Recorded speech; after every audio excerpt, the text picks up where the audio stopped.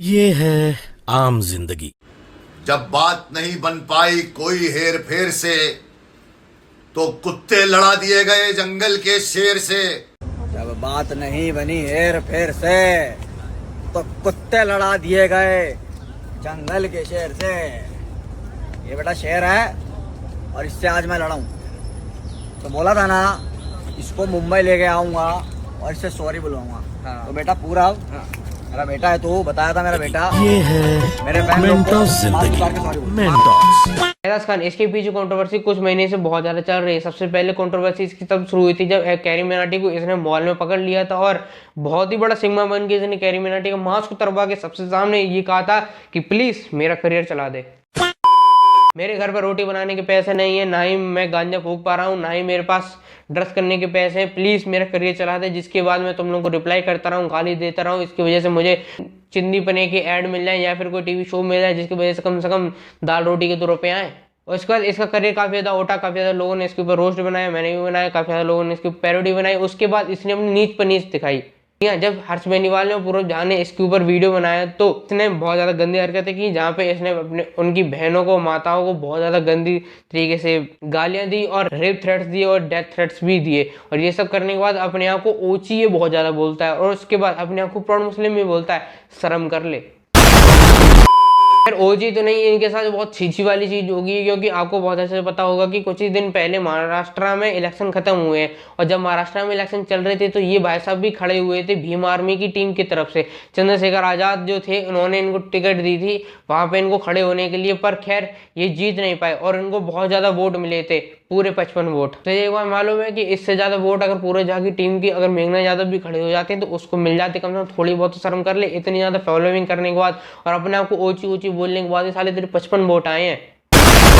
खैर, पर इन सब चीजों से एक चीज पता चल गई कि महाराष्ट्र की जो ऑडियंस है वो पाकिस्तान की ऑडियंस की तरह नहीं है। वो एंटरटेनमेंट को और पॉलिटिक्स को थोड़ा बहुत तो दूरी रखते ही हैं। वरना कंगना नॉट चाहती तो महाराष्ट्र से भी टिकट ले सकती थी और उन पर बीजेपी को मालूम था कि यहाँ पे ऐसा सब नहीं चलने वाला, इसीलिए मिला नहीं। इसके बाद ये बहुत ज्यादा रोता रहा और ये कहने लगा कि जितने तो जीत के चर्चे नहीं है दूसरों के, उससे ज्यादा तो मेरे हार के चर्चे। हार के सबसे पहली बात तो चर्चे नहीं है, तेरी बेइज्जती हो रही है हर चौराहे पे। ठीक है, आई बात समझ में? शर्म करो, भगवान से डरो। 55 वोट अगर किसी को मिले होंगे तो उसकी चर्चे तो नहीं होते, उसके ऊपर बातें होती हैं, उसको गाली पीठ पीछे दी जाती हैं और तुझे सामने दे के भी चले जाएंगे। बड़ी दुर्गति तो इस इंसान की है कि इसने इस टीम को चुना था। भाई साहब, एक तो ये समझ में नहीं आता कि इसने इस पार्टी को चुना आखिर, सॉरी इस पार्टी ने इसको चुना क्यों। जिस इंसान के खुद के अध्यक्ष जो थे वो बड़ी मुश्किल से ले लपेट करके जीत पाए थे पिछली बार लोकसभा के इलेक्शन में, उस पार्टी से बेचारे ये खड़े हुए थे और हार गए। आ गए, बेइज्जती करा के आ गए। अब देखिए ये सारी वीडियो इस चीज के बारे में नहीं है, खास करके एजाज खान के ऊपर वीडियो बनाना अगर किसी को पड़ जाए तो आप समझ सकते हो कि इंसान का कितना ज्यादा डाउनफॉल चल सकता है, कितनी ज्यादा कंटेंट की कमी हो सकती है कि एक इंसान को एजाज खान के ऊपर वीडियो बनानी पड़ेगी। पर खैर इसके ऊपर बनानी बनती है क्योंकि हाल ही में एक केस हुआ है कि इनकी जो धर्मपत्नी जी जो थी, जो बेगम साहिबा थी, वो ड्रग्स के साथ पकड़ी गई हैं और ये भी पता किया है कि ये ड्रग्स वगैरह करती हैं और इसकी स्मगलिंग वगैरह करती हैं। और इसी के ऊपर एजाज खान नहीं पता क्या कह रहे हैं, ये कह रहे हैं कि मेरा नाम बदनाम किया जा रहा है। ससुर देखो, सबसे पहली बात यह है कि नाम बदनाम उसका किया जाता है जिसका नाम हो। जिंदगी में सिर्फ 2 ही अचीवमेंट थी कि तुमने कपिल शर्मा से अपनी बेइज्जती कराई थी और सलमान खान के बिग बॉस में जाके वहां से गालियां खाई थी, और इसके अलावा अभी तक कोई अचीवमेंट तो है नहीं। इतने सालों से ये सुनते आ रहे हैं कि इसकी पिक्चर बन रही है, पिक्चर बन रही है। आज तक ये समझ में नहीं आया कि साला डायरेक्टर है, प्रोड्यूसर है, एक्टर है, सिंगर है, कंपोजर है, लिरिसिस्ट है क्या? वीडियो बन पा रही है, ना सॉन्ग आ पा रहा है, ना कुछ हो पा रहा है, ना इलेक्शन जीत पा रहा है, ऊपर से स्मगलिंग का और केस लग गया है। ऊपर से ये सब चीजें कंट्रोवर्सी पहले हो जाती है तो शायद इसका इतना नाम नहीं उड़ता। बेटा उनको ऐसा भी दिखता हमारे जैसा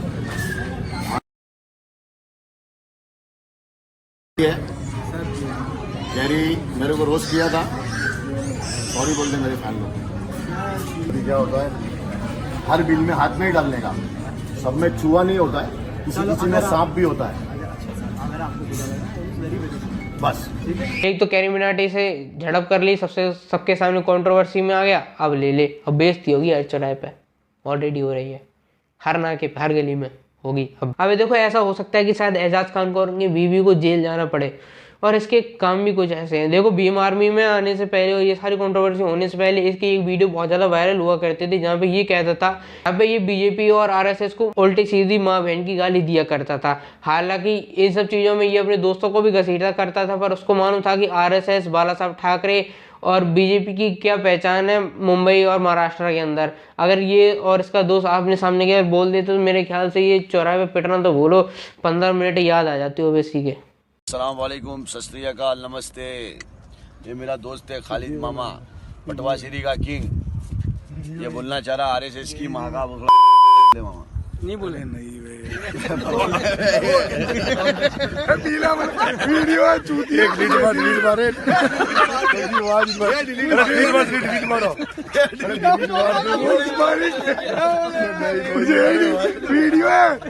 डिलीट मारो ना यार। लो ये तो मूतने लगा। एक तो पूरी बुद्धि मदरसा सब ज्ञान से भरी हुई है और अपने आप को ये समझता है कि कितना ज़्यादा ज्ञानी है, और इसके सामने जो भी खड़े हुए सारे अंधभक्त हैं और फालतू के लोग हैं। पर हालांकि इसको ये नहीं पता कि सबसे बड़ा चमनचूती है, इसके अलावा कोई तो है नहीं। इस बंदे को रोस्ट का भी मतलब नहीं पता, ओची ओची करता रहता है, ये नहीं पता साले को कितनी ज़्यादा छीछी वाली हरकत है इसकी।